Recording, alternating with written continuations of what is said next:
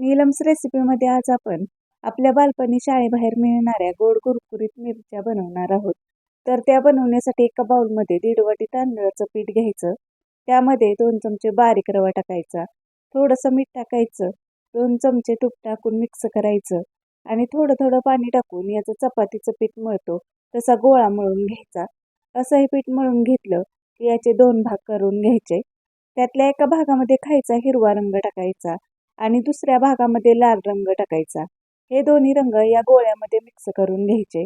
या पिठातलं अगदी थोडंसं पीठ घ्यायचं, हातावर हे असं घोळवून घ्यायचं आणि प्लेटमध्ये ठेवून बोटाने मध्ये असं हे प्रेस करून घ्यायचं. नंतर अशा पद्धतीने पुन्हा हातावर घेऊन याला असा आकार देऊन घ्यायचा. लक्षात ठेवा, या मिरच्या बनवताना यामध्ये पोकळ राहिल्या पाहिजेत, तरच त्या तेलामध्ये व्यवस्थित तळल्या जातात. त्यामुळे सर्व मिरच्या अशा पद्धतीने तयार करून घ्यायच्या. तेल हलकंसं गरम झालं की त्यामध्ये या मिरच्या एक एक करून सोडून घ्यायच्या. थोडासा कडकपणा या मिरच्यांना आला की मग या उलटपलट करायच्या. छान अशा क्रिस्पी तळल्या की या काढून घ्यायच्या. या मिरच्या तळताना अगदी काळजीपूर्वक तळून घ्या.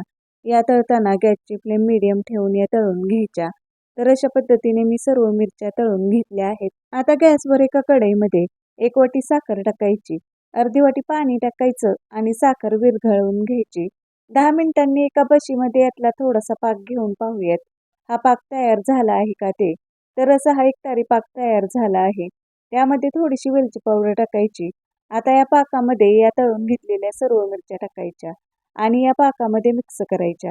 जोपर्यंत हा पाक कडक होत नाही तोपर्यंत हे असंच हलवत राहायचं. अशी साखर या मिरच्यावर तयार झाली की लगेचच गॅस बंद करायचा आणि या मिरच्या एका प्लेटमध्ये काढून घ्यायच्या. तर अशा गोड मिरच्या तयार झाल्या आहेत. या पद्धतीने या गोड मिरच्या तुम्ही नक्की तयार करून पहा. लहान मुलांना या नक्कीच आवडतील. अशाच रेसिपी पाहण्यासाठी माझ्या चॅनलला अजून तुम्ही सबस्क्राईब केलं नसेल तर सबस्क्राईब करून घ्या.